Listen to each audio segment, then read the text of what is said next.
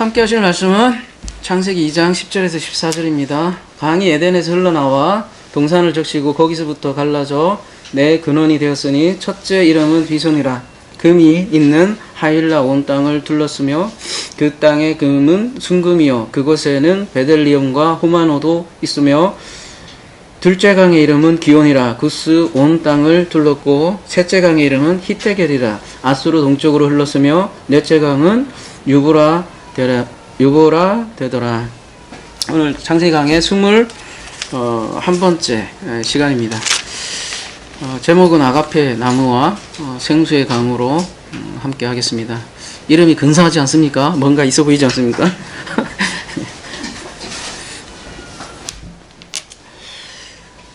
우리 일단 지난주 우리 말씀을 잠깐 요약해 보도록 하겠습니다. 창세기 2장은 하나님을 아담을 제사장으로 부르는 장면이라고 했습니다. 겉으로 보면 흙으로 빚고 생기를 넣어주고 그런 장면이고 해서 우리가 겉으로 보면 어떤 최초의 인류를 흙으로 반죽해서 만드는 장면인 것처럼 보이지만 그 내용으로 들어가 보면 전부 다 제사장을 부르는 장면이라고 할 수 있겠습니다. 에덴 동산도 그 원어를 잘 따져보면 단순히 패러다이스 동산의 모양을 겉으로는 볼 수 있지만 전부 다 에덴 정원 동산이라기보다는 에덴 뜰이라고 할 수 있겠습니다. 그래서 아담을 위해서 동쪽으로 분리해서 에덴 정원을 만드셨습니다. 그리고 그 정중앙에는 나무가 있었습니다. 정중앙이라는 그 단어가 타베크인데요. 그 정중앙에 있는 이유가 바로 에덴 정원이 성소에 해당하기 때문이에요. 성소. 그래서 우리가 출애굽으로 여러분이 항상 같이 연결해서 생각해야 되는데요. 그래서 창세기 2장은 그 출애굽의 연장선으로 여러분을 이해해야겠는데요. 출애굽으로 말하면 지금 창세기 2장은 광야에 해당하는 곳이다 라고 여러분이 알고 계시면 될 것 같습니까? 광야에서는 이스라엘에게 무엇이 주어집니까? 광야에서 나와서 시내산에서 십계명이라는 것을 주어지죠. 그것이 가장 중요한 사건인데요. 십계명, 즉 율법을 말하죠. 근데 아담도 이렇게 에덴의 뜰에서 이렇게 수여받는 것이 있어요. 잘 관리하라고 준 것이 바로 동안 중앙에 타베크에 뭐라고 되어 있죠? 나무죠, 나무. 여러분 이렇게 이해하시면 됩니다. 정중앙에 여기 이제 나무를 이렇게 하나 있고 요거를 가르치는 거죠. 이스라엘 백성들은 십계명으로 이렇게 가르치시죠. 이렇게 두 개의 돌로 가르치고. 우리에게 있어서는 어떤 걸로 가르치죠? 네, 제가 잘 들리는지 모르겠지만 여러분이 이렇게 성경책에 이렇게 있습니다. 이게 다 예전이나 그때나 지금이나 항상 하나님께서는 어떤 형식으로든 본인의 말씀을 알려주신다는 거죠. 그래서 에덴 정원을 소개하고 바로 지금 나무가 소개되는 이유가 바로 이겁니다. 그래서 아담은 기름 부음을 받았고 그러면 제사장이잖아요. 그러면 제사장이 할 일이 뭐냐면 다름이 아니라 이 나무를 잘 관리하는 거예요. 나무. 그 나무가 많은데 그 나무를 다 다 먹어라 그런 얘기가 아니라 여러분 보시면 우리가 뒷장부터 먼저 봤잖아요. 오늘은 10장부터 14절 이렇게 봤지만 뒷절부터 먼저 봤어요. 앞뒤로 오늘 본문 앞뒤로 두 나무 얘기가 나와 있기 때문이에요.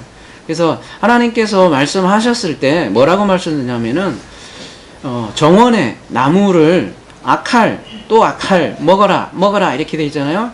반드시 먹어라. 근데 뭘로 먹냐면은 뭐라고 돼 있어요? 맥컬로 돼 있어요. 그래서 이건 무슨 얘기냐면 모든 것으로부터 먹어라 이렇게 얘기하는 거예요. 자, 동산 나무가 있는데 그거를 그냥 분리해서 먹지 말고 모든 것으로부터 먹어라. 이게 맨 전치사가 붙어 있어서 이게 맨 전치사는 어떤 방법, 뭐뭐로 혹은 뭐뭐로부터 뭐 이렇게 하거든요. 그래서 모든 나무로부터 먹어라 이렇게 명하시죠. 근데 절대 뭘로는 먹지 말래요? 민맴누 뭘로요? 선, 아, 지, 식, 나무로부터는 먹지 말라. 그러니까 나무가 사실은 동산 중앙에 딱 하나예요. 여러분 모든 나무가 명사, 남성, 단수, 연계형이에요. 그러니까 모든 나무가 하나인데 그 하나를 모든 나무 하나로 그냥 모든 나무로 모든 것으로 먹으라는 거예요. 부분적으로 먹지 말라. 선악지식으로 먹지 말라. 라고 지금 명령을 하는 거예요. 그래서 이 율법 자체가 나무인데 율법을 신약에 오면 이렇게 얘기해요. 그란마로 먹을 수도 있고 푸뉴마로 먹을 수도 있다. 근데 그란마로 너희들이 먹게 되면은 반드시 포크테이노 죽을 것이다. 그런데 푸뉴마로 먹어라. 그러면 살릴 것이다. 이렇게 얘기를 하는 것이죠. 그래서 율법을 나무를 선악지식으로부터 먹으면 반드시 타무트 죽는다는 거예요. 무트를 2번 강조한 건데요. 모트 타무트인데요. 모트 타무트인데요. 아까 아칼처럼 이것도 죽어 반드시 죽어 그런 뜻입니다. 근데 이때 죽는다란 말은 어떤 육체적인 죽음이라기보다는 네페시의 죽음을 얘기하는 거거든요. 지난 시간 우리가 에스겔서 18장 4절 통해서 알아봤죠. 만약에 이게 육체적인 죽음이라면 아담과 하하가 이 선악지식 나무 뒤에는 이제 3장에 가서는 열매라고 나와요. 일단 거기 가서는 열매라고 나오는데 아무튼 그걸 취하게 됐을 경우 만약에 이게 육체적인 죽음이었다면 이걸 따먹자마자 이 몸이 어떻게 돼요? 굳어갖고 갑자기 독이 쫙 올라오면서 팍 죽었어야 되는데 죽지 않아요. 어마어마하게 오래오래 산단 말이죠. 거의 1000년에 가까운 세월을 산단 말이죠. 그래서 이게 육체적인 죽음이라기보다는 지금 혼의 죽음을 성경에서 얘기하는 거예요. 성경에서 죽음이란 그래서 우리가 육체적 죽음이 아닙니다. 지금도 저에게 계속 시비 붙이는 사람이 많아요. 당신은 아직 육체의 죽음을 극복을 하지 못한다. 우리의 최종 인간 구원의 최종 인간의 구원은 몸의 구원이다. 이렇게 자꾸 우기는 분이 계세요. 저를 자꾸 따라다녀요. 죽겠어요. 몸이 영생불사하는 게 최종 목적이다. 그렇게 얘기를 하시는데 그건 이제 몸이 죽는 걸 이제 죽음이라고 생각하기 때문에 그러는 거죠. 그렇게 자꾸 생각하기 때문에 이제 교주들이 나오고 그러는 거겠죠. 보겠어요. 중단. 성경에서 말하는 죽음은 그건 아닙니다. 그러니까 하나님과 분리되는 것이 죽음이고 그 분리되는 이유가 혼이 죽는 거예요. 혼이 죽기 때문에 영과 분리되는 거죠. 그래서 생명이시잖아요. 하나님이. 그래서 생명 자체와 분리되는 그 자체가 성경에서는 죽음이라고 그렇게 얘기를 합니다. 그리고 이제 저희가 지난주 생명나무에 대해서 알아보았는데요. 잠깐 생명나무에서 다시 한번 여러분들에게 리마인드를 해드린다면 잠언서에서는 생명나무를 지혜와 연결하고 있습니다. 그리고 잠언에서는 그 지혜를 또 그리스도와 계속 연결을 하고 있죠. 여호와께서는 땅에 지혜로 터를 놓으셨다. 지혜로 땅에 터를 놓으셨다. 그렇게 얘기를 하고 있습니다. 그리고 요한복음에는 말씀으로 천지를 창조하셨다고 이렇게 얘기를 하죠. 그래서 이 지혜는 잠언서에서 얘기하는 이 지혜는 곧 말씀 대신 그리스도를 이렇게 의인화해서 이렇게 계속 표현을 하고 있습니다. 그런데 이 지혜가 창세기 3장 22절에 의하면 무엇과 연결이 되어 있냐면 이 선악을 알게 하는 일에 우리 중 하나같이 되었으니 그가 손을 들어 생명나무 열매를 따먹고 그러니까 생명나무 열매를 따먹으면 영생하고 연결이 되어 있다는 거 그렇게 되어 있죠. 우리가 지난주 알아봤지만 우리 중 하나라기보다는 그와 하나같이 되었다. 이게 여러 가지 문맥적으로 맞는 것입니다. 문법적으로도 그렇고요. 3인칭 단수가 있고 1인칭 복수가 있는데 1인칭 복수로 취한 것 같아요. 근데 그와 같이 하나 되었으니 뱀과 같이 되었기 때문에 말리신 거죠. 그래서 아무튼 그 창세기 3장 때 그건 더 자세하게 하기로 하고 지금 생명나무는 영생과 연관이 있다라는 것을 우리가 알면 되겠습니다. 요한복음 6장 51절에 보시면 나는 하늘에서 내려온 살아있는 떡이니 사람이 이 떡을 먹으면 영생하리라. 내가 줄 떡은 곧 생명을 이한 내 살이라 하시니라. 그리고 조금 더 넘어갈게요. 내 살을 먹고 내 피를 마시는 자는 영생을 가졌고 마지막 날에 내가 그를 살리리니 내 살은 참된 양식이요 내 피는 참된 음료로다. 내 살을 먹고 내 피를 마시는 자는 내 안에 거하고 나도 그의 안에 거하니. 지금 그리스도의 살을 먹고 피를 마시는 자는 영생을 뭐라고 해요? 이미 가질 것이다가 아니라 뭐라고 그래요? 가졌고 이렇게 합니다. 이미 지금 가졌다는 거예요. 그러니까 이 생명나무는 지금 그리스도의 살과 피로 지금 신약에서는 소개하고 있고, 그래서 그리스도 자체가 생명나무이죠. 그리고 신약에서는 이 생명나무를 무슨 나무로 그리고 있냐면 대표적으로 우리 나무에 대해서 한참 다뤘죠. 어떤 나무일까요? 신약에서는 예수님을 무슨 나무로 비유를 하죠? 그렇죠. 포도나무로 이렇게 비유를 하죠. 그래서 포도나무에 붙어있는 그 가지는 살 것이라고 그렇게 얘기를 하고 있습니다. 그리고 요한복음은 그래서 여러분 포도주는 천국 음료로 나와요. 그래서 요한복음은 그 뭐죠? 포도주 변화하는 것부터 첫 기적 사건으로 등장을 하죠. 그렇다면 이제 오늘 이 영생은 무엇인가 이렇게 좀 생각을 해봐야 될 것 같습니다. 이 영생하면 대부분 그냥 영원히 사는 것, 이 정도로만 생각을 하는 것 같아요. 지금 그러니까 헬라 개념이죠. 헬라 개념이면 영혼 불멸 이렇게 정도로만 생각을 하는 것 같은데요. 성경에서는 이 영생을 무엇이라고 얘기하는가 한번 보도록 하겠습니다. 요한복음 17장 3절 한번 보도록 하겠습니다. 영생은 곧 유일하신 참 하나님과 그 보내신 자 예수 그리스도를 아는 것이니다. 영생은 영원히 사는 거다라고 얘기하지 않고요. 영생은 곧 유일하신 참 하나님과 그가 보내신 자 예수 그리스도를 아는 것이다. 이렇게 하나님과 그리스도를 알아야 영원히 살아도 그게 영생이지. 만약에 알지도 못하고 영원히 살면 뭐예요? 그거는 뭐겠습니까? 하나님을 모르고 영원히 살면 어떻게 됩니까? 그야말로 영원한 지옥이죠. 그야말로 영원한 저주죠. 하나님을 알아야 영원히 사는 것도 복이죠. 그래서 그리스도의 피와 살을 아까 먹으라고 했는데 뭐 우리가 식인종도 아니고 예수 그리스도의 피와 살을 먹는 것은 다른 것이 아니라 하나님과 그리스도를 아는 것이다. 요한복음 17장 3절에서는 얘기를 하고요. 그 다음에 요한복음 5장 39절에서는 이렇게 얘기를 해요. 너희가 성경에서 영생을 얻는 줄 생각하거니와 생각하고 성경을 연구하거니와 성경에서 연구하면 성경에서 영생을 얻는데요. 그런데 이 성경은 누구에 대하여 증언하냐면 곧 내게 대하여 증언하는 것이라 이렇게 얘기를 하고 있습니다. 오늘 본문하고 연관해서 생각을 한다면 여러분 이렇게 생각을 해봐도 돼요. 너희가 아담과 하와 너희가 나무에서 영생을 얻는 줄로 생각하고 나무를 연구하거니와 이 나무가 곧 내게 대하여 증언하는 것이니라 이렇게 거꾸로 보시면 됩니다.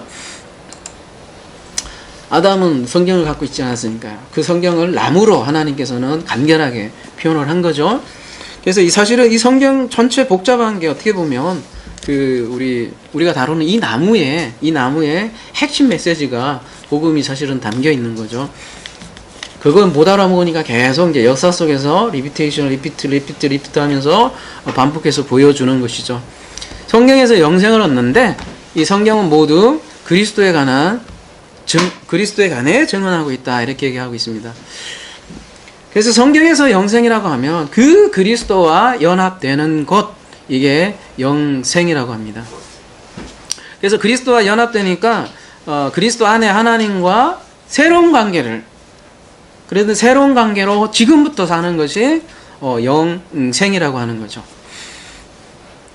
그래서 요한복음 5장 24절 조금 위로 올라가 보면 이렇게 얘기를 합니다. 내가 진실로 진실로 여기 너희 이르노니 내 말을 듣고 또 나를 보내신 이를 믿는 자는 영생을 얻었고 이렇게 얘기를 합니다. 심판에 이르지 아니하나니 사망에서 생명으로 옮겼느니라 이렇게 과거형으로 지금 얘기를 합니다. 영생을 얻었고 생명으로 옮겼다라고 하는 겁니다.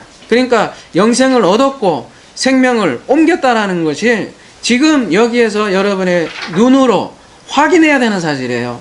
나중에 가서 확인하는 거는 된다 안 된다? 늦는다. 아니 되도 않는다. 그러니까 여러분이 반드시 여기에서 확인해야 된다는 사실이에요. 영생을 얻었다는 사실을. 그래서 영생은 미래에 얻는 것이 아니라 지금 이미 알면 영생을 얻었다라고 이렇게 선포를 하는 거예요. 네, 그리스도가 생명입니다. 요한복음 1장 1절에서 3절 보면 그리스도가 생명인데 그래서 율법을 먹되 그란마로 먹지 말고 율법 지식, 선악 지식으로 먹지 말고 영생으로 먹어라. 영생으로 먹으라는 건 뭐예요?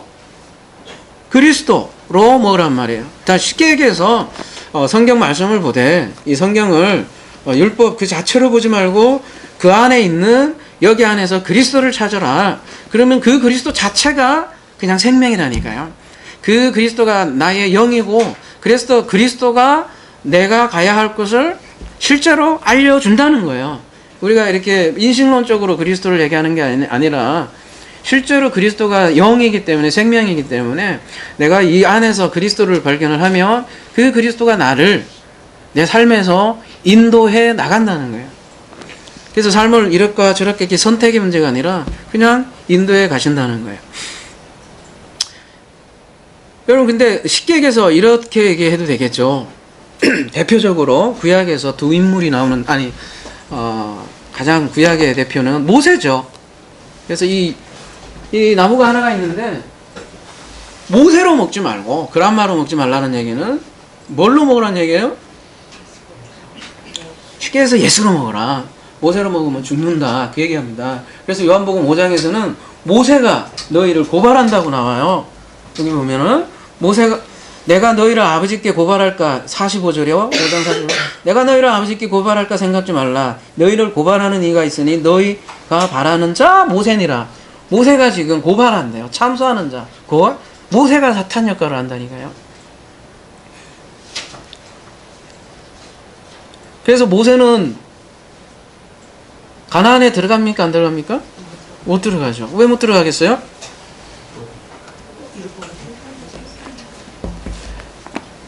이 진리를 알려주기 위해서죠. 그렇다고 모세가 지옥 갔습니까 여러분? 응? 성경을 그렇게 단편적으로 보면 안 돼요. 모세는 반드시 또 들어가죠. 가나안에 여호수아로. 그래서 이러한 진리를 알려주기 위해서 모세는 하나님께서 가나안 못 들어가게 하셨죠. 그래서 너희는 모세에게 계명을 받을 텐데 그 계명에서 생명 즉 그리스도를 취하지 못하면 죽는다라고 얘기를 하는 거예요. 그래서 모세는 검사예요, 여러분. 검사 역할을 하신다고 보면 돼요. 그래서 무트타무트예요. 이거를 모세가 주는 계명을 먹으면 죽어요, 그냥 무트타무트. 근데 그때 변호사가 등장을 하죠. 누구요? 예수님이 변호사로 등장을 하는 거죠. 사도 바울은 바리새인 중에 바리새인이었고 그 율법 지킴에 대해서 이 둘째가라면 서러운 사람이었죠. 그런 자신이 로마서 7장에 자신의 경험을 이렇게 얘기를 해요. 자기가 율법을 그렇게 잘 지켰더니 이런 현상이 나오더라. 어떤 현상이 나오냐면 내 지체 속에서 한 다른 법이 내 마음 법과 싸워 내 지체 속에 있는 죄의 법으로 나를 사로잡는 것을 보는도다. 선악 지식 나무죠. 오라 나는 공고한 사람이로다. 이 사망의 몸에서 누가 나를 건져내랴. 사도 바울이 이런 얘기를 한다니까요. 열심히 교회 다녔던 사람이에요. 지금으로 얘기하면. 근데 열심히 교회 다니면 더 교회 다닐 수 있도록 그 율법이 나를 강력하게 사로잡더라. 그게 바로 선악지식나무로 여러분 오늘 본문과 연관해보면 나를 사로잡더라. 그래서 사망의 몸에서 누가 나를 건져내라. 그 상태로 내가 빠져버렸더라. 누가 나를 건져낼 것이냐 이렇게 고백을 하죠. 이때 은혜가 등장하죠. 이런 고백을 할 때. 아, 괴로워 죽겠어요. 괴로워 죽겠어요. 우리가 월요일날 출애굽기를 좀 할까 그 생각을 해요. 우리가 이제 원담은 다 끝나가는데 출애굽기를 곰곰이 보면요, 거기에서 이런 똑같은 고백이 나오는 거예요. 이스라엘 백성들이 애굽에서 이 사망의 법에서 누가 나를 건져내랴. 430년간 그 종교 생활 안에 종교 하이라이트잖아요. 이집트가. 거기서 누가 나를 건져내라 했을 때 모세가 등장하면서 나오죠. 그 모습하고 똑같습니다. 그때 누가 등장을 합니까? 그때 하나님의 은혜가 등장을 하죠. 그래서 로마서 8장 1절에는 어떤 법이 소개가 되죠? 그러므로 이제 그리스도 예수 안에 있는 자에게는 결코 정죄함이 없나니, 더 이상 모세가 고세하는 참소하는 일이 없나니, 선악지식 나무로 인해서 분리된 그 의식으로 인해서 날 끊임없이 참소자가 없어지고 마귀가 없어지고, 2절 이는 그리스도 예수 안에 있는 생명의 성령의 법이 죄와 사망의 법에서 너를 해방하였음이니라. 지금 성령의 법이 소개되고 있습니다. 이 성령의 법이 오늘 본문으로 하면 뭐겠어요? 요게 생명나무입니다. 생명나무. 그래서 하나님의 아들들은 이 사망의 법에서 성령의 법의 인도함을 받는다는 거예요. 이게 성령의 법이 생명나무인데, 그러면 성령의 법이 무엇인가? 율법의 조문이 아닌 영의 법, 명의 법, 뭐 예수님 그리스도를 먹어라 그렇게 얘기하는데, 과연 선악지식이 아닌 영의 법이란 무엇인가? 이렇게 여러분이 질문을 할 겁니다. 이게 우리가 받은 율법의 완성이에요. 이게 안 되면 우리는 율법 폐기주의자가 되고 성경 아무것도 안 되는 거예요. 뭘까요? 성령의 법이 우리에게는 새로운 법이 주어졌어요. 어떤 법이요? 마태복음 22장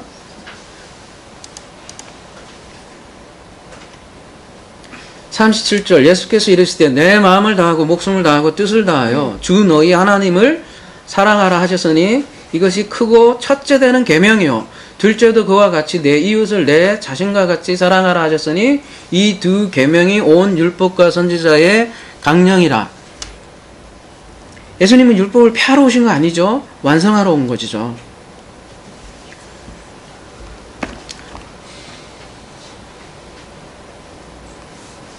사도 바울은요, 지금 예수님은 하나님 사랑, 쉽게 해서 이웃 사랑 이렇게 둘로 얘기했다면, 사도 바울은 이걸 또 하나로 압축해버리죠. 뭐라고 얘기를 해요? 로마서 13장 9절 간음하지 말라, 살인하지 말라, 도둑질하지 말라, 탐내지 말란 것과 그 외에 다른 계명이 있을지라도 내 이웃을 내 자신같이 사랑하신 그 말씀 가운데 다 들었니라. 사랑은 이웃에게 악을 행하지 아니하나니 그러므로 사랑은 뭐래요? 율법의 완성이니라. 갈라디아서 5장 14절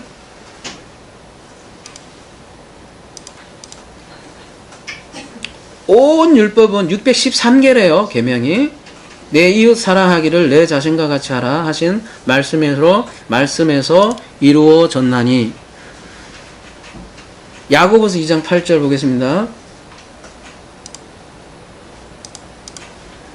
너희가 만일 성경에 기록된 대로 내 이웃 사랑하기를 내 몸과 같이 하라 하신 최고의 법을 지키면 잘하는 것이니와 이렇게 얘기했습니다. 사랑은 최고의 법이다 이렇게 얘기를 하고 있어요. 사랑보다 높은 게 있을 수 없다는 얘기죠. 그래서 사랑이 없으면 그것을 대체할 무엇인가를 끊임없이 만들어낸다는 거예요. 계속 율법 만들어내고 절기 만들어내고 뭐 희생제사 만들어내고. 예수님은 오셔서 그런 것들은 다 폐하셨어요. 근데 딱 하나 모든 그 계명을 완성하는 그 계명이 바로 이웃 사랑이라는 거죠. 근데 그냥 이웃 사랑하라고 하지 않고 여기를 단서를 항상 붙여요. 뭐라고 붙여요? 내 몸과 같이 하라. 내 자신과 같이 하라 이런 얘기를 하고 있어요. 이게 도대체 무슨 얘기일까요? 네가 사랑하는 것만큼 사랑하라 그런 걸까요? 우리가 그렇게 사랑할 수 있나? 자기 자신조차도 사실은 사랑하나? 모르겠네. 그래서 여러분 우리 혹시 그런 생각을 해 보셨어요? 왜 사도 바울이나 사도들은 여러분 모든 계명을 한 계명으로 합치면 하나님 사랑이라고 할 수도 있잖아요. 근데 왜 하필이면 이웃 사랑이라고 이렇게 하나로 뭉쳤을까? 그런 생각을 해 보셨나요? 그리고 네? 그것이 하나님 사랑이니까. 왜 하나님 사랑이라고 한 계명을 안 줄이고 이웃 사랑이라고 했을까? 이런 생각을 우리가 굉장히 많이 고민을 해야 돼요. 이 부분은 앞으로 계속 또 나눌 거예요. 근데 이제 섬김에 대해서 이제 나누면서 그에게 결론이 나올 텐데, 우리가 지금 얘기하는 그 이웃 사랑은 그 세상에서 말하는 그 똑 떨리는 옆집 아파트 똑 떨리는 이웃 사랑 아니에요. 그 또 이웃 사랑하라면 또 그렇게 생각을 해서 또 이렇게 또 뭐 만들어. 이 두 나무를 지금 사실은 한 나무인데 이 나무는 나무도 두 나무로 이렇게 될 수 있으니까요. 근데 이 나무를 이해하지 못하면 이 이웃 사랑을 우리가 이해할 수 없는 거예요. 우리가 선악지식 나무를 지난 시간 뭐라고 그랬죠? 한마디로 얘기하면 선악지식 나무라는 거는 선악 자체라는 게 벌써 어떤 거예요? 선과 악을 내가 판단하고 분리하는 거잖아요. 창세기 3장에 가면 뱀이 유혹하거든요. 뱀이란 건 뭐냐면 나하시예요. 나하시라는 게 뭐냐면 경험으로 배우다. 이게 점술가, 점쟁이를 뱀이라고 하거든요. 그러니까 경험으로 배운 세상의 지식으로 판단하는 거예요. 이 경험으로는 모든 걸 경험으로 자기가 배운 뭐 과학적 사고든 뭐든 경험적 지식으로 판단을 하면 보이는 것으로 판단하는 거예요. 영의 세계로 판단하는 것이 아니라 생명나무는 영이거든요. 사랑으로 넘어가는 건 영이거든요. 여러분 영의 세계는 하나라고 제가 누누이 얘기를 합니다. 존재는 하나예요. 그 영의 세계로 가면 하나인데 우리가 그 물리적으로 생각을 하면 모두 한 사람이 다 객체처럼 보이거든. 예? 네가 내가 다 다른 사람처럼 보이거든요. 그게 당연하게 보이잖아요, 여러분. 근데 지금 예수님 뭐라 하면 네 몸과 같이 사랑하라. 이 얘기는 이웃이나 너나 사실은 같다라는 걸 우리가 알지 못하면 절대 사랑할 수 없어요. 그냥 사랑해야지 막 사랑해야지 이래갖고는 절대 안 돼요. 왜냐? 저 사람하고 나하고 다른 존재라는 거를 깔고 들어가기 때문에 저 사람 불쌍해서 내가 구제해줘야지 이런 거조차도 사랑이 안 된다는 거예요. 그러니까 고린도전서 10장에서는 몸을 불살라서 막 구제를 해줘도 그거 사랑이 아니라고 그렇게 얘기하잖아요.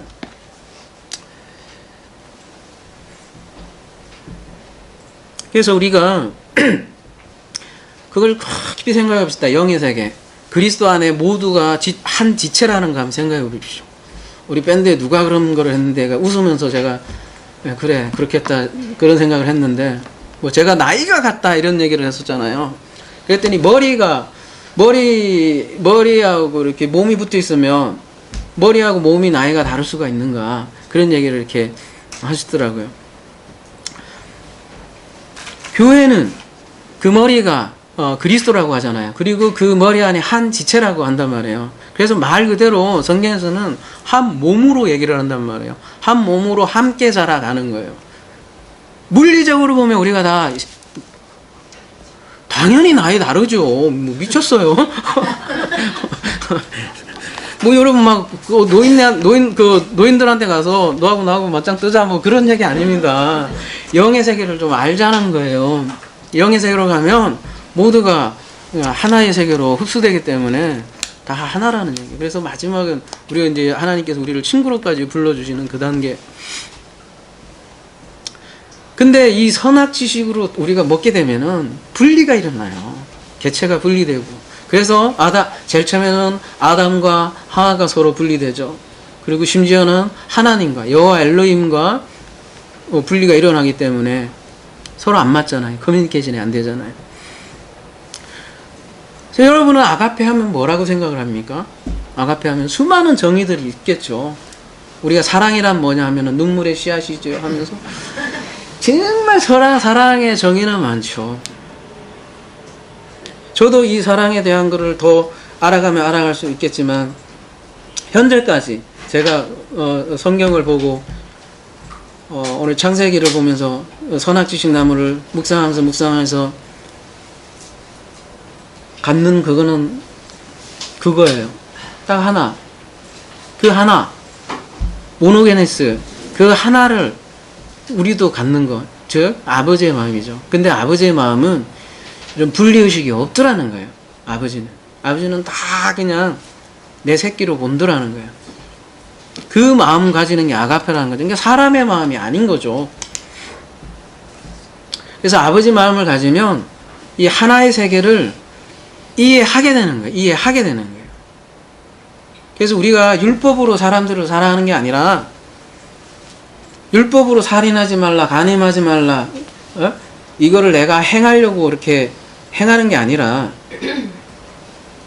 근본적으로 내가 하는 행위 하나하나가 나의 손짓 하나가 파장이 된다는 거야. 이 이웃에게 그대로 다 연결되어 있기 때문에 저 사람과 내 사람이 저와 내가 아니라고요.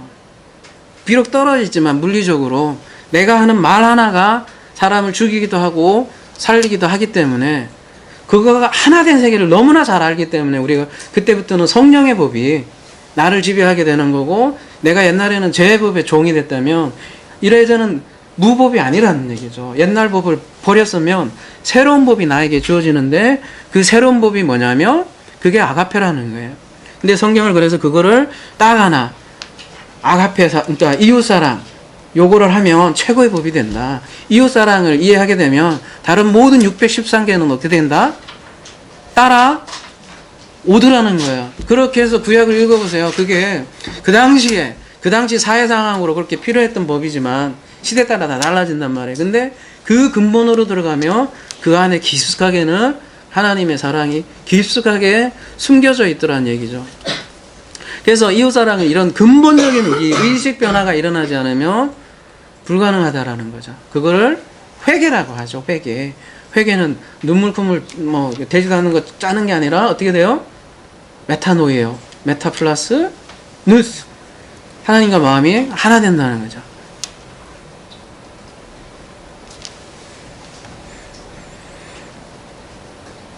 그래서 우리가 여러분 나무는 나무는 우리가 그 BMW 때 사람을 상징한다고 많이 얘기를 했었죠. 그래서 성경에서는 처음에 나오는 게 이제 나무가 나오는 거예요. 너희가 선악지식 나무가 될래? 아니면 생명나무가 될래? 질문을 하는 거예요. 그래서 나무 자체가 사람이에요. 이 사람에서 열매가 나오는 거지. 그래서 열매 얘기가 없어요, 처음에는. 근데 자꾸 여자는 창세기 3장 가면 열매 얘기한다고. 하나님은 나무 얘기했다고. 먼저 나무 돼야지 열매가 나온지 말는지 할 거 아니에요. 근데 사람들은 항상 열매 갖고 이렇게 하려고 한단 말이에요. 그래서 이 에덴 동산의 나무 얘기는 곧 우리 얘기를 하는 거예요. 그래서 우리가 도의 초보가 있고 단단한 음식이 있다고 했잖아요. 도의 초보가 저번에도 저희가 나눴지만 여기에 해당한다면 히브리서에 보면 성도들도 도의 초보가 있고 단단한 음식을 먹는 사람도 있고 여기는 전만 먹는 사람들이 있고 그렇게 얘기를 하잖아요. 근데 이 단단한 음식이 바로 아가페라는 거예요. 여러분 아가페가 더 말랑말랑한 것 같죠? 정말 어려운 거예요. 이 전체 우주 자체를 하나로 볼 수 있다는 건 정말 어려운 거예요. 사람의 생각, 사람의 이성, 철학으로는 이해할 수 없는 세계예요. 그래서 이 아가페를 우리가 얘기한다는 것은, 이웃사랑이라는 것은 결코 우리가 세상에서 얘기하는 단순한 그 행위를 얘기하는 게 아니에요. 행위는 그냥 나와요. 측정할 수도 없어요. 그냥 우리가 그 아가페를 가지면, 여러분 한번 고린도전서 13장 그 유명한 본문 봅시다. 여러분 이거 할 수 있어요? 누가 감히? 한번 봅시다. 내가 내게 모든 것으로 구제하고 또 내 몸을 불사르게 내줄지라도 사랑이 없으면 내게 아무 유익이 없느니라. 사랑은 오래 참고 사랑은 온유하며 시기하지 아니하며 사랑은 자랑하지 아니하며 교만하지 아니하며 무례 행치 아니하며 자기의 유익을 구하지 아니하며 성내지 아니하며 악한 것을 생각하지 아니하며 불의를 기뻐하지 아니하며. 어때요 여러분? 입이 딱 벌어지죠. 여러분의 현실과 저의 현실을 볼 때 어때요? 나는 승질도 내고 내 유익도 많이 하는데 나 어쩌지 이렇게 그렇게 보입니까? 그래서 사랑은 그리스도예요. 그리스도 그 자체예요. 그래서 우리가 그리스도 그 자체를 가지지 않으면 이게 또 막 나에게 이게 또 이러한 문장이 나에게 율법처럼 돼서 모세처럼 또 고소하게 되는 거예요. 근데 그리스도 자체를 우리가 가지면 이게 무슨 얘기인지 알아요. 그리고 이게 가능한 딱 한 가지, 우리가 그리스도를 가진다는 것은 모노게네스, 우리도 모노게스처럼 하나를 안다는 것은 우리가 이 모든 것의 그 배경은 전체를 하나로, 그러니까 그 전 전제를 이렇게 하나로 서로 여길 수 있을 때 우리가 오래 참을 수 있고 온유할 수 있고 자랑 안 할 수 있고 교만하지 않을 수 있다고. 근본 원인이 있다고. 내가 하지만 안 해야지 온유해야지 오래 참아야지 이렇게 된 문제가 아니라고요. 이 상태가 안 됐으면 여러분 참지 마세요. 이 상태가 안 됐으면 온유하지 마세요. 시기가 나오면 시기하세요. 그런 문제가 아니라고요. 근데 하나님께서 말씀으로 이렇게 변화됐으면 그렇게 나온다는 얘기예요. 근데 근본적인 변화는 우리의 말씀으로 인한 변화가 주어지더라는 거예요. 그게 성령의 법이라는 거예요. 자유를 준다는 거죠. 그래서 생명나무가 되었을 때만이 가능한, 사실은 고린도전서 13장 얘기는요. 이게 사람 힘으로 되겠냐고요. 그래서 어디까지 자라가래요? 그냥 도의 초보 여기 머물지 말라는 거잖아요. 우리가 율법으로 끝나지도 말고 그것까지 자라갈 때, 그리스도까지 자라갈 때 사실은 나오는 것들이라고요. 그래서 생명나무, 요한계시록 보면 생명나무로 마무리가 돼요. 그 생명나무가 다름이 아니라 우리잖아요. 이제 우리를 얘기하는 거고. 그러면 이게 어떻게 가능하냐, 여러분. 저보고 여러분이 네 좀 해봐 이렇게 얘기를 할 수도 있겠죠. 그래서 두 나무 이야기 사이에 중간에 뭐가 나와요?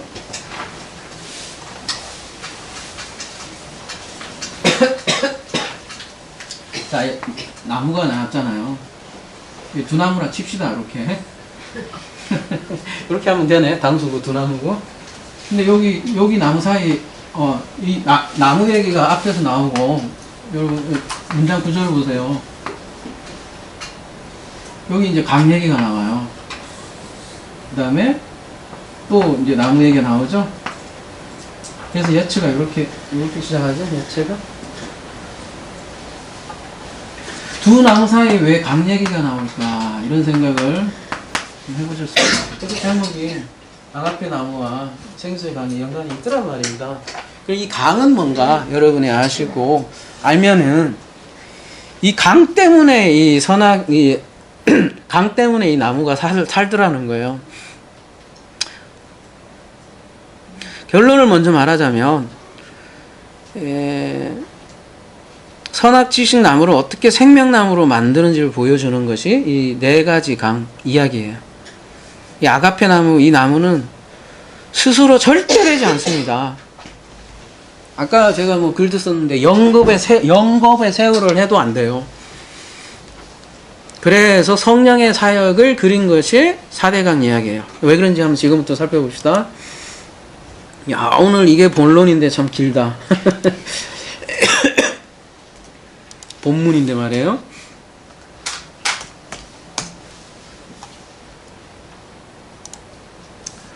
자, 강이 에덴에서 발원하여 동산을 적시고 거기서부터 갈라져 내 근원이 되었으니 강이 일단 근원지가 어디예요? 에덴이죠. 에덴.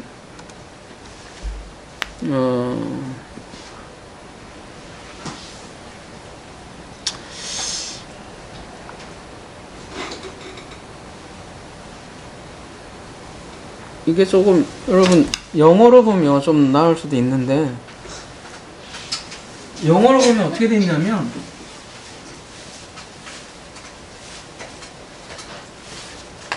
가든 in 에덴으로 돼 있어요. 우리가 생각하면은 이제 4대강이 그냥 어디 그냥 나왔겠지 이렇게 생각을 한단 말이에요. 근데 가든이 있고 에덴이 있어요. 그럼 어디서 흘러났다는 거예요? 에덴에서 일어났단 말이에요. 그러면 한번 그려봅시다. 그려보면 이 전체 세상이 있어요. 그냥 이거 뭐 이거라고 생각을 해봅시다. 그 중에 어떤 에덴이 있고 그 중에 특별히 어떤 가든 더 뜰이 있겠죠. 더 작은 뜰이 여기가 에덴이 있을 거예요. 뜰이 정중앙이고 말하자면 근데 이 에덴에서 강이 이렇게 쫙 흘러나갔다는 거예요. 근데 창세기 3장에 보면 이 뜰은 하나님과 아담 부부가 이렇게 만나는 곳으로 창세기 3장 8절인가요? 이렇게 만나는 곳으로 소개되거든요. 그래서 성경에서 이 하늘 개념은 사람과 하나님이 만나는 것을 하늘이라고 그래요. 하늘.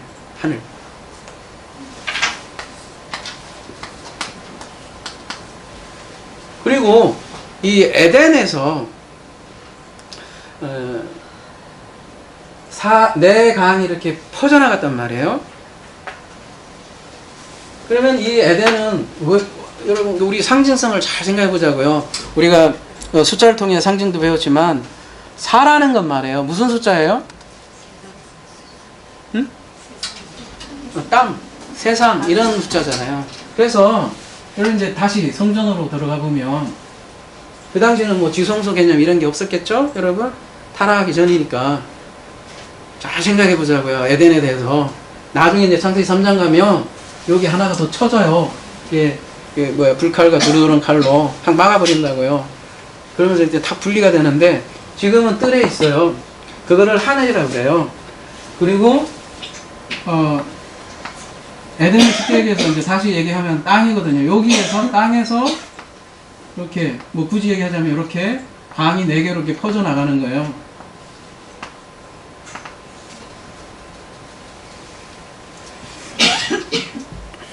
제가 왜 이런 얘기를 하냐면 이게 다 성전 그림이라고요. 왜 에덴에서 하필이면 흘러나가느냐.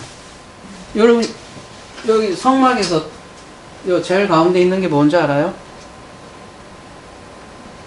네, 물두멍이에요. 여기 번제단도 있지만 물두멍이 바다를 상징하고 물을 상징한단 말이에요. 여기서 이렇게 흘러나간단 말이에요.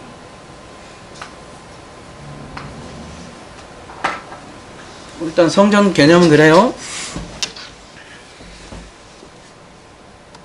근데 물두멍은 여러분이 알시다시피 회개를 뜻한 말이에요. 회개.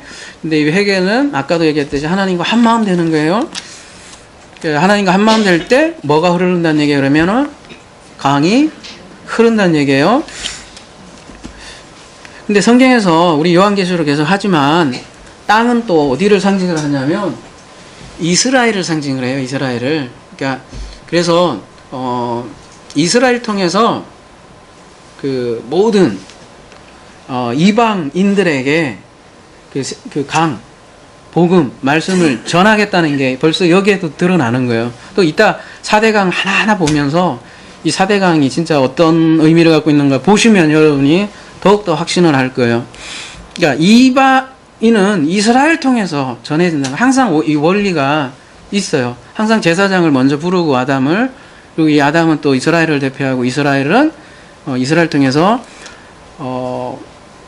말씀이 공급되는 거죠. 그래서 여러분 보면 4대강에 누구누구 지금 언급이 되냐면 여기서부터 정신 바짝 차려야 됩니다. 이 우리가 익숙하지 않은 임들이 나와서 여기 보면 일단 여러분이 익숙한 거는 뭐냐면 구스 나오죠? 둘째 강 일단 먼저 봅시다. 이게 어디입니까? 애굽이에요. 애굽. 그 다음에 아수르 보이시죠? 그 다음에 마지막에는 유프라테 이렇게 나와서 이게 다 이방을 뜻하거든요.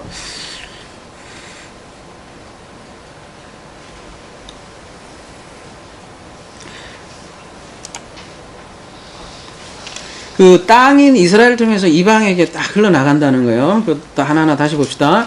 자, 강으로 시작을 합니다. 나하르라고 되어 있는데 이 나하르는 이게 머물러 있는 그 물이 아니라 이렇게 흐르는 개울처럼 흐르는 물이에요. 그래서 우리가 물을 하면 흔히 이제 마임인데요. 흔히 물하면 말씀을 상징하잖아요. 근데 물에는 인물하고 아랫물이 있다고 우리가 많이 봤었잖아요. 근데 특별히 강은 흐르는 물이라고 해서 생수를 뜻하는 거예요. 생수는 뭐예요? 살아있는 마임. 그러니까 생명을 주는 물이라고 할 수 있겠죠. 그래서 시편 46편 4절에 보면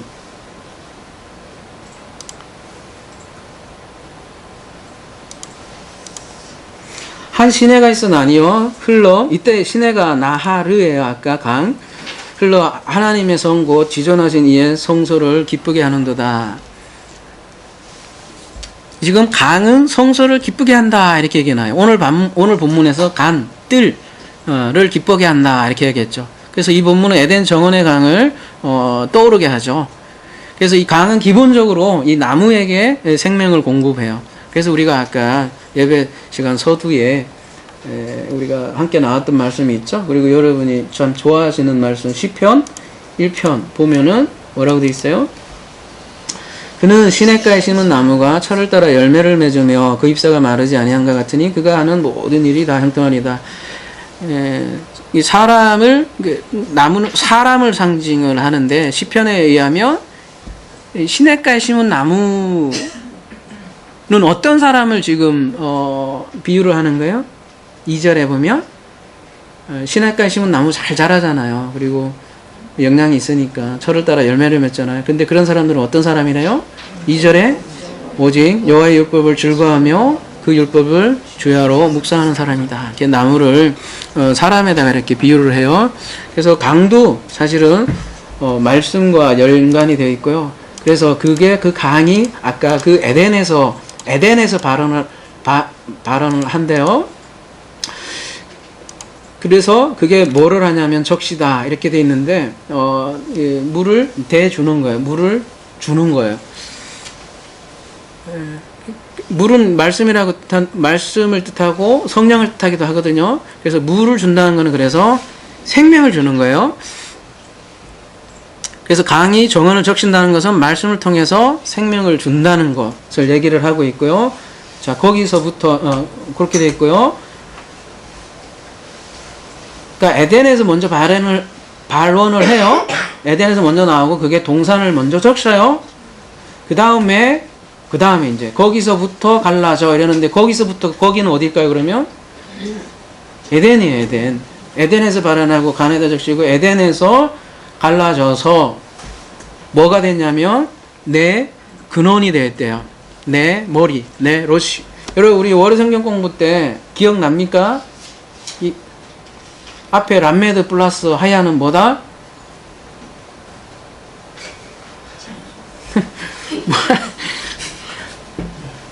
기억 안 나세요? 여기 하야가 앞에 있고 뒤에 람메드니까 뭔것이 되었다. 문법 공부도 아니고 내 근원이 되었다. 내 머리가 되었다. 그렇게 번역을 하면 됩니다. 누가?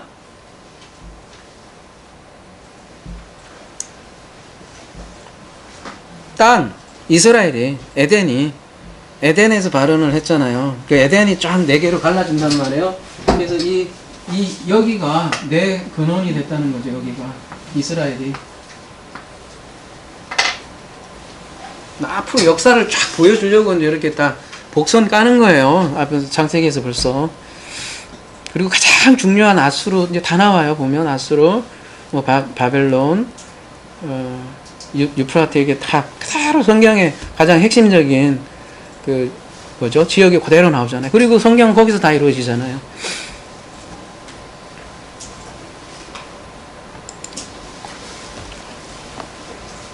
그러니까 아담은 열방을 말씀으로 섬기는 왕 같은 제사장이죠.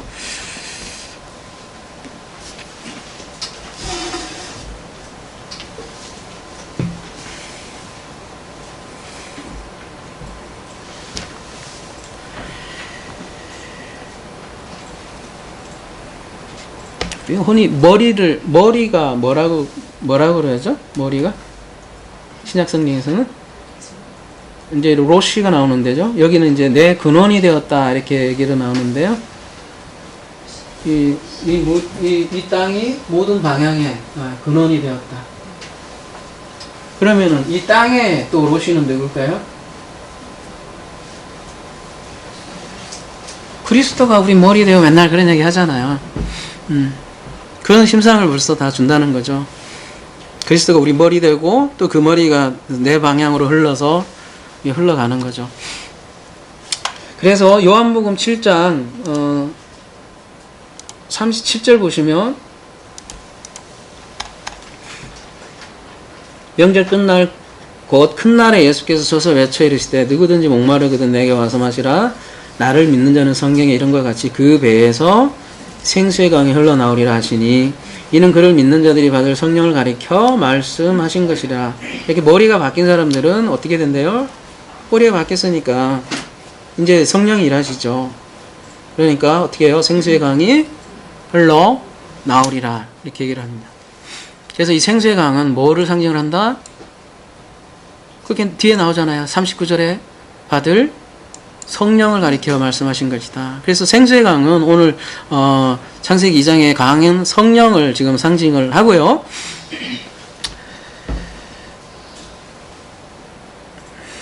그렇다고 여러분 배에서 물이 막 콱콱 나오는 거 아니다. 뭐가 나온다는 얘기예요, 그러면? 그렇죠. 여러분 안에 말씀이 그냥 샘솟는 거예요. 툭 치면 이래도 말씀, 툭 치면 이래도 말씀. 여러분 그런가요? 그러셔야 돼요. 그래야 기쁨의 나라가 돼요.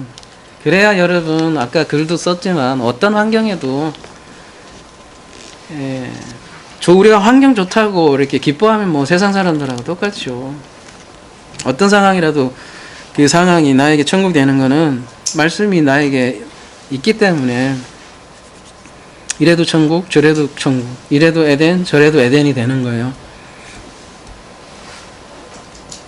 그래서 에덴에서 흘러넘치는 성령, 그게 생수의 강입니다.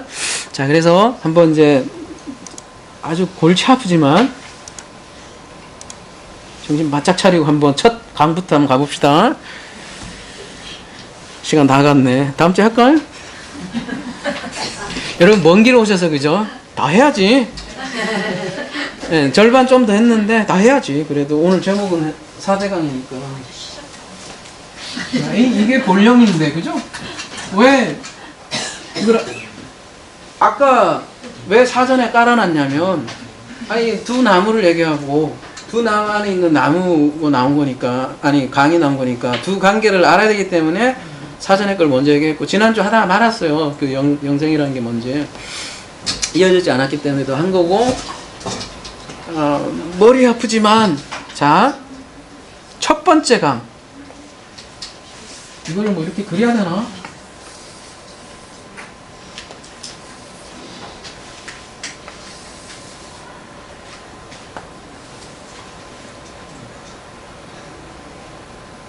그냥 더 치고 강의랑 일단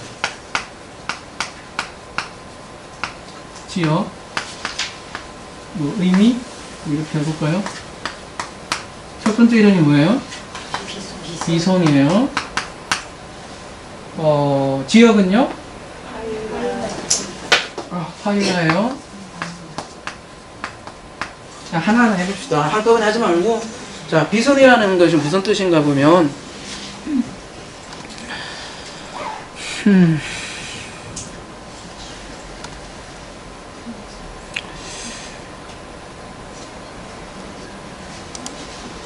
참 이거 끝도 없는데 이거 하려면 여러분 비손이 어떤 뜻이냐면은 이 쏟아진 물이에요.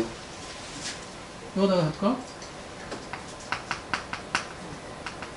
흩어지다라는 뜻인데 쏟아진 물이에요. 일단 이렇게 하고 하일라 같은 경우는요.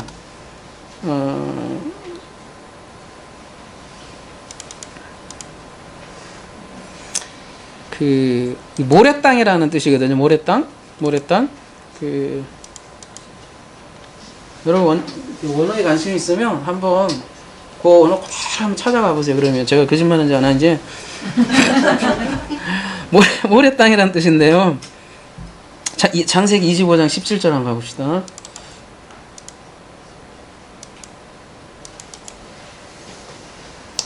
그 자손들은 하일라에서부터 아수르로 통하는 애굽 술까지 짱네 이르러 그 모든 형제의 맞은편에 거하였더라. 지금 하일라가 언급되는데 이게 누구에게 주는 거냐면 위에 누구가 지금 언급이 되냐면 이스라엘 자손의 땅이에요. 근데 여러분 참 재밌는 거는 이스마엘을 아브라함에게 자손을 약속하면서 별과 모래같이 자손이 많아진다고 그랬잖아요. 이제 자손 많아지는 건 이제 1차적인 거 맞고, 그 다음에 2차적인 거는 별이 있고 또 모래같이 많은 사람들이 있다라는 거예요.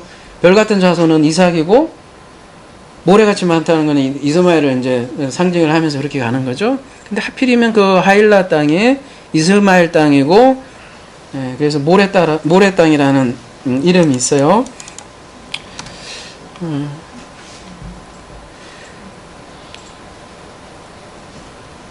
그리고 이게요, 여러분, 고통이라는 뜻이 있어요. 고통이. 2, 3, 4에 가볼까요? 여기 보면, 여기 되게 많지만, 되게 고통이라는 뜻이 많아서, 고통의 땅인 거예요. 모래 땅이기도 하고. 그런데, 특징은 뭐예요? 뒤에 가보면,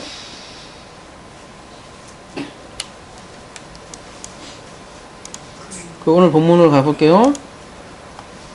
자, 이게 모래 땅이고요.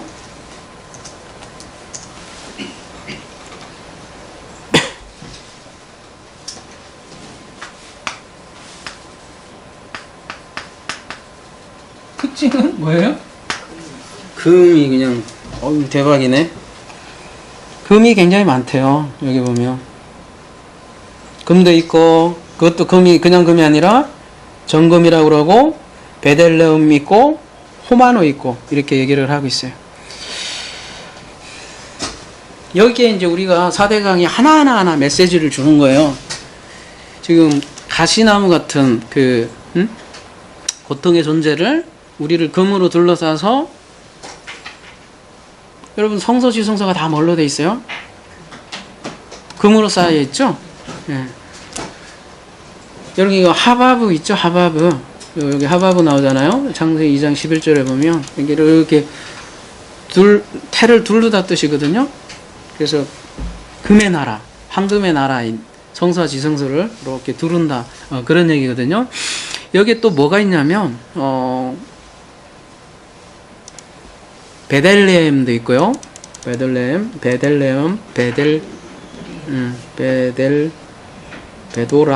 베도라흐 돼 있는데, 우리는 베델리람이라 돼 있는데, 아무튼 요게 있고, 또 번역은 안 돼 있지만 뭐가 또 있어요? 에벤도 있어요. 에벤 돌도 있고요. 그 다음에 쇼함도 있고요. 근데 이 쇼함 흰돌이잖아요. 흰돌이에요. 근데 이게 어디에서 나오는 돈이냐면은 요한계시록 2장 17절에 보면 흰돌이 나와요. 그 돌이 이 돌이에요. 그러면 요한계시록 2장 17절 한번 가볼게요.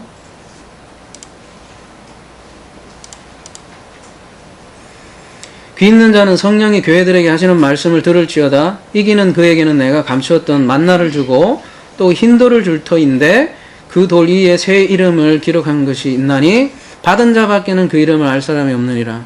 흰돌을 준대요. 그리고 그 돌 위에 새 이름을 기록한대요. 새 이름을. 성경에서는 이름이 굉장히 중요하잖아요.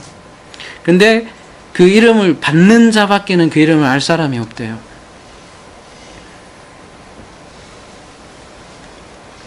그래서 창세기 2장에 나오는 이 2장에 그 얘기가 나오는 거예요.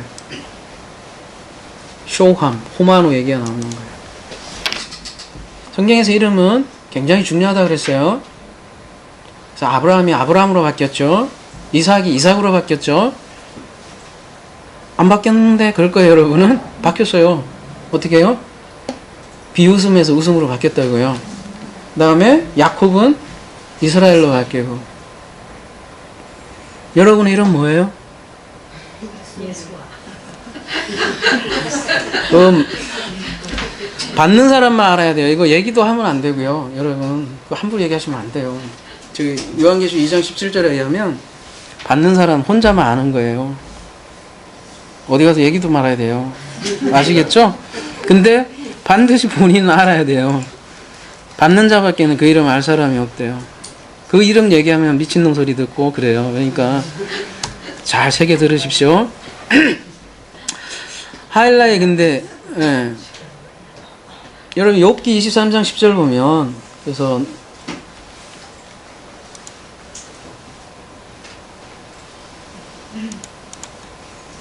내가 가는 길을 그가 지나니 그가 나를 달려나 후에 내가 승금같이 나오리라. 이런 의미가 있겠죠. 하일라는 고통의 땅인데 모래의 땅인데 금이 다 소개가 돼요. 그러면서 이름도 나오고 다 바뀌는 거예요. 그리고 그 아까 베들레헴 그런 것도 다 제사장에게 들어가는 거거든요. 완전히 존재가 바뀐다는 것을 보여주는 거죠. 땅적 존재를 그러니까 순금의 존재로 만들겠다. 이것이 첫 번째 강. 즉 누구의 사역이에요? 성령의 사역이 이런 거라는 거예요. 이렇게 외롭지요. 2장 13절 둘째 강. 여러분이 그것도 아닌 것 같다 싶으면 또 둘째 강도 봅시다. 그러면 둘째 강의 이름은 뭐다? 기혼이다. 결혼한 기혼이 아니라 기혼입니다.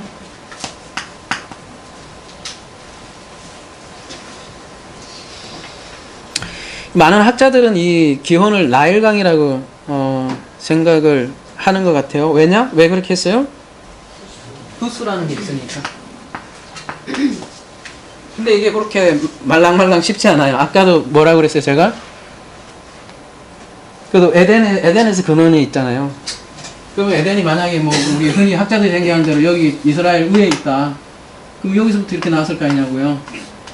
근데 지금 구스가 여기서 이렇게 나왔다면 이게 근원이 구스가 여기가 근원이 되는 건 이상하지 안 맞잖아요. 그렇게 지역적으로 그게 만만한 게 아니에요. 무슨 얘기인지 아시죠? 그래서 어떤 사람들은 홍수가 나서 지금 노아의 홍수가 나서 이 4세강의 지형이 완전히 바뀌었다. 이렇게 얘기하기도 하는데 물리적으로 얘기하면 참 어려워요. 오히려 우리에게 주는 메시지가 중요한데요. 구스는 누구냐면 그 니무롯의 아비, 그러니까 함의 맏아들이고요. 니무롯의 아비예요. 검다라는 뜻이 있어요. 여러분 제가 일일이 다 확인은 못 해드리겠어요. 근데 좀 들어가 보세요. 검다라는 뜻을 갖고 있는데 이 애굽에 해당돼요. 애굽에. 여기는 이스마엘이라고 그랬어요. 그러니까 이스마엘도 어떻게 보면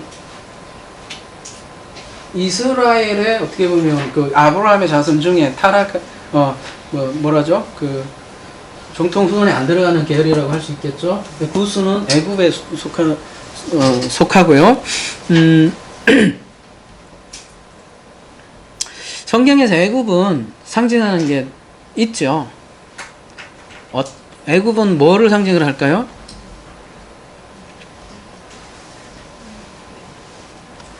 애굽 우리 항상 그러잖아요. 애굽 광야 가난하면서 항상 애굽이 그냥 거의 대표로 많이 나오는데 애굽은 쉽게 얘기해서 타락한 종교, 우리 지금 현대로 얘기하면 타락한 기독교예요. 네. 그게 애굽인데 요 기온이라는 참 뜻이 뭐냐면은 넘쳐 흐르다 뜻이에요. 일단은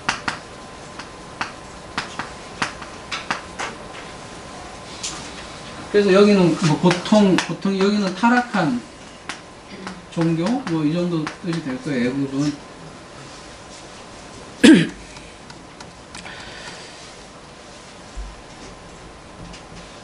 넘쳐 흐르는 물이라고 그랬어요.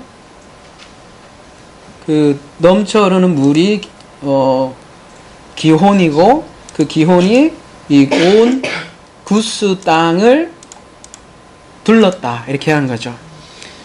이거 무슨 얘기겠어요? 그러면 이것도 마찬가지잖아요. 아까 모래 고통을 땅을 금으로 바뀌듯이 얘도 마찬가지예요. 지금 애굽을 타락한 종교 애굽을 어떻게 하겠다? 두르겠다, 바꾸겠다 라는 거예요. 두 번째 강의. 세 번째가 셋째 강 뭐예요? 이름이 히데겔이네요. 히데겔.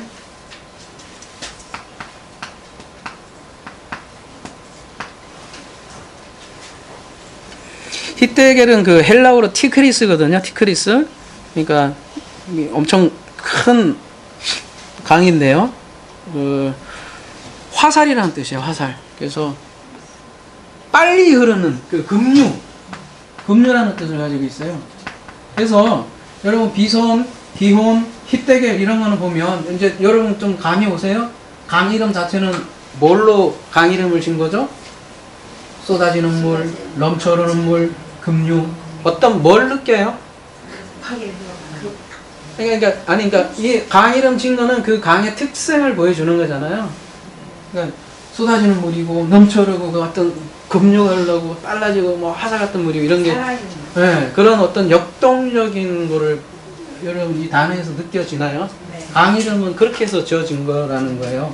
근데 이 강이 어디에 흐르냐라는 거는 이 지역들은 전부 다 하나같이 보면은 그 이스라엘을 나중에 대적하는 땅이거든요. 지금 히데겔은 어디로 흘렀다고 그래요, 지금? 아수르. 그 아수르도 또 어디에 흘렀다고 그래요? 동쪽. 아수르 동쪽이면 성경에서 여러분 대부분 보면 뭐를 상징해요? 별로 안 좋아요, 생각보다. 항상 동쪽에서 서쪽으로 오거든요. 그래서 아수르의 동쪽. 원래 아수르라는 뜻이 뭐냐면, 여러분 한번, 아수르 한번 가볼게요. 여러분 그 아수르가 셈의 아들이에요. 셈의 아들. 근데 무슨 뜻이 있냐면, 여기 없나? 838에서 유래했다 이렇게 되어 있잖아요. 되게 좋은 뜻이에요. 뭐라고 돼? 833까지 가볼게요. 행복하다 이렇게 돼 있어요. 여러분 뭐뭐 한 자는 복이 있나니 아쉐르 누구 할 때 이 아쉐르거든요. 여기 행복하다라는 뜻에서 이 아수르가 온 거거든요. 근데 그리고 이게 셈의 후손이니까 굉장히 여자의 후손들인데 그 여자의 후손이 어디로 가 있어요 지금? 동편. 그래서 동편에 흐르는 거예요. 그러니까 아수르는 뭐 어떤 종족이다? 셈의 후손인데 행복한 조선이고 그런 조선인데 그런 자손인데 어떻게 됐다는 얘기예요? 지금 보니까 동쪽으로 한 거예요. 그래서 뭐 어떻게 됐다는 얘기예요? 여기도 보면 그래서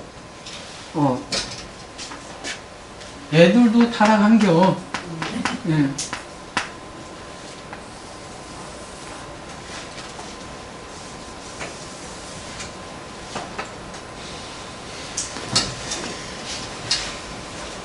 요게 이제 애국이고 행복하다 뜻인데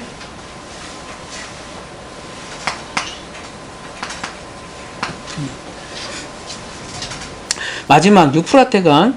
유프라테 강은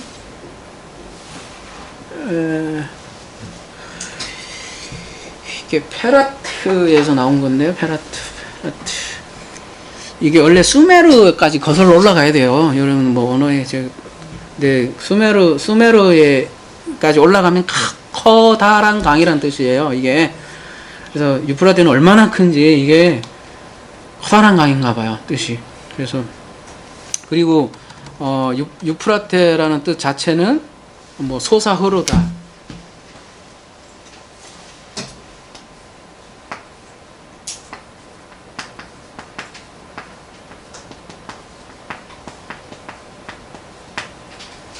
쏟아지고 넘쳐흐르고 급류고 쏟아흐르는 큰 강이고 막 하여튼 그런 게 유프라테 강.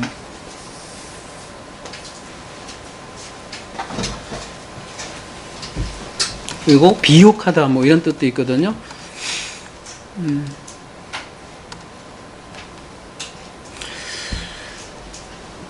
여러분 그 호세아 9장 3절 요거 아까 좀 얘기 좀 하고 넘어가야 될 것 같아요. 호세아 9장 3절을 아수르하고 애굽을 성경에서는 어떻게 얘기하냐면 그들은 여호와의 땅에 거주하지 못함으로 에브라임은 애굽으로 다시 가고 아수르에서 더러운 것을 먹을 것이라. 이렇게 아수르는 별로 지금 애굽과 아수르를 같이 나오죠. 예레미야 2장 18절 한번 보세요.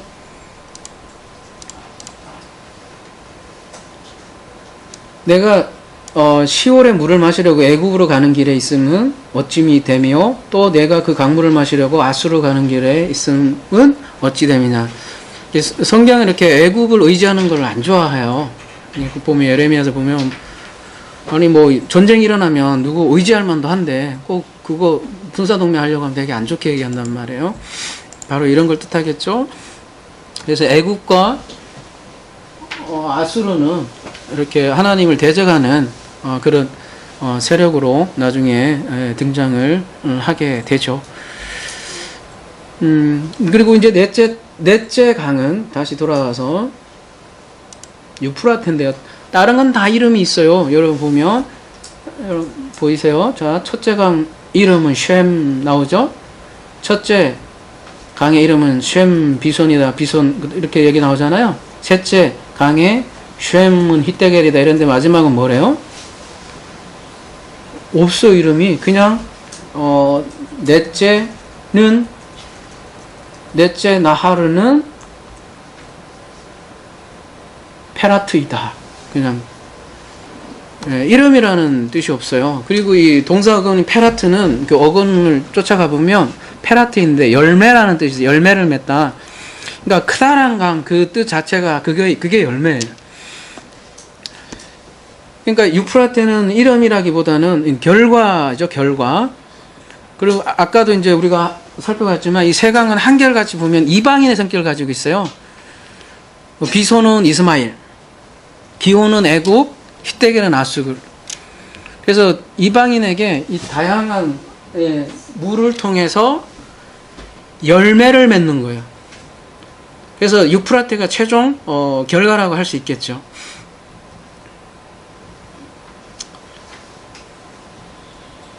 그래서 쏟아지는 물, 뭐 용출하는 물, 급류, 뭐 이러한 물들은 생명 넘치는 강을 묘사를 하는 거고 성령의 생명 넘치는 사역을 생수의 강을 얘기하는 거고요.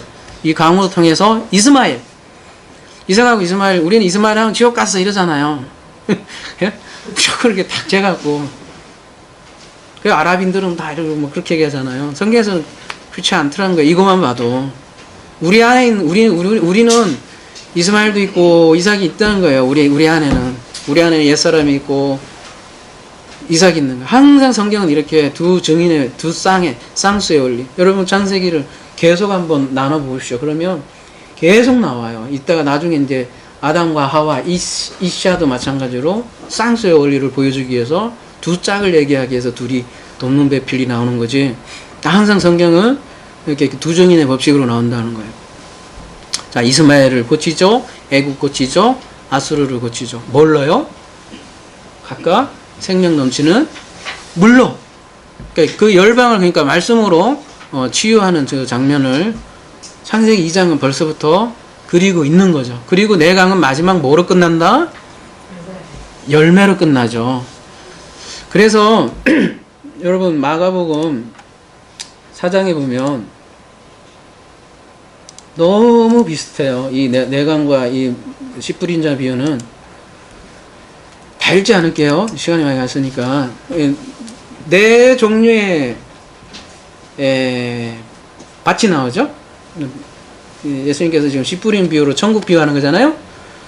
그래서 씨를 뿌리는데 다양한 반응이 나오더라. 이게 뭐 쉽게 얘기하면 딱 한마디로 얘기하면 씨 뿌리는 비유잖아요. 첫 번째는 어떤 땅이에요? 길가. 둘째는 돌밭. 세 번째는 가시떨기. 네 번째는 뭐예요? 좋은 땅. 그래서 좋은 땅에는 무슨 얘기가 나와요? 열매. 열매 얘기 나오잖아요. 그래서 길가, 돌밭, 가시떨기 상태가 쉽게 얘기하면 무슨 상태하고 똑같아요? 보면? 비손, 기혼, 희대계라고 똑같은 상태예요. 그러니까 말씀을 받지 않는 어떤 상태? 말씀을 다 받지 않는 상태라고요. 제대로. 이랬건 저랬건 이방인과 같은 존재죠. 근데 이러한 존재들을 어떻게 하겠다는 거예요? 아버지께서 아버지의 열심으로 어떻게 만들겠다는 거예요? 좋은 땅으로 만들어 버리시겠다라는 거죠. 그래서 30, 60, 100이라는 존재로 만들겠다 이렇게 얘기하는 게 지금 네 가지 비유잖아요. 요게 오늘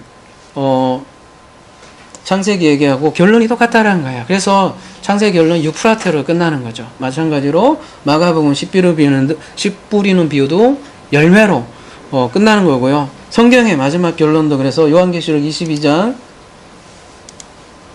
1절 또 그가 수정같이 맑은 생명수의 강을 내게 보이니 하나님 및 어린 양의 보좌로부터 나와서 길 가운데로 흐르더라. 강 가운데 생명나무가 있어 12가지 열매를 맺되 달마다 그 열매를 맺고 그 나무 잎사귀들은 만국을 치료하기를 위하여 있더라.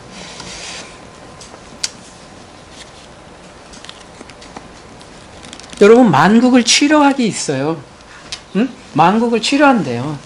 이게 여러분 주워가는 황금찬란한 그 나라면 치료할 필요도 없죠.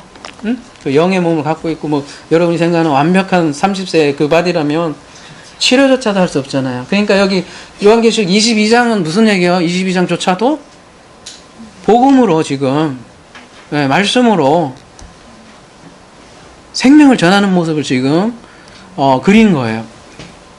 지금 계시록 22장에는 이제 실체가 드러난 거예요. 누가 생명나무가 된 거예요?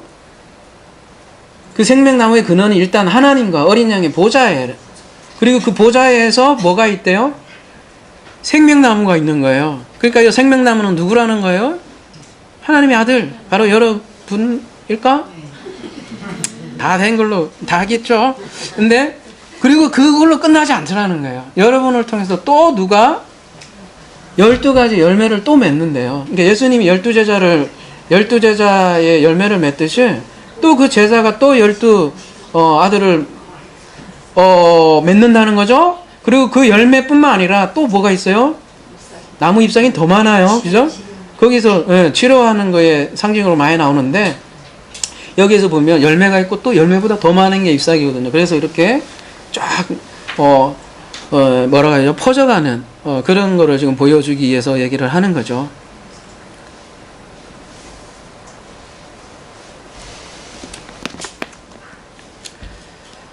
이렇게 창세기 2장은 그러니까 선악지식 나무를 생명나무로 만들어 가겠다. 근데 어떻게? 아까 고린도전서 13장 막 깝깝하시죠? 이게 내가 하면 이게 깝깝한 거고 안 되는 건데 어떻게 하겠다? 여러 가지 하나님의 이 생수의 강으로 많이 할 때 가능하더라는 거죠. 그래서 강의 스토리가 나무 스토리 중간에 이렇게 햄버거처럼 이렇게 있는 거예요. 우리에게도 나무가 주어져 있어요. 그 나무는 어떤 나무입니까? 21세기 나무는 성경이죠. 이 성경이 하나의 우리에게 나무가 주어졌고 이 성경 일종의 율법이죠. 근데 이 율법 안에는 그래서 뭐가 담겨 있다? 생명인데 더 구체적으로 얘기하자면 그래서 이 사랑이 담겨 있다. 이 사랑나무에서 열매가 맺는 거죠. 그러니까 우리가 이 생명나무, 우리가 생명나무가 된다는 건 우리가 자체가 사랑나무가 된다는 거죠. 그래서 여러분 사랑만이 사랑을 맺는 거예요. 자기 존재가 사랑일 때 사랑을 맺는 거지.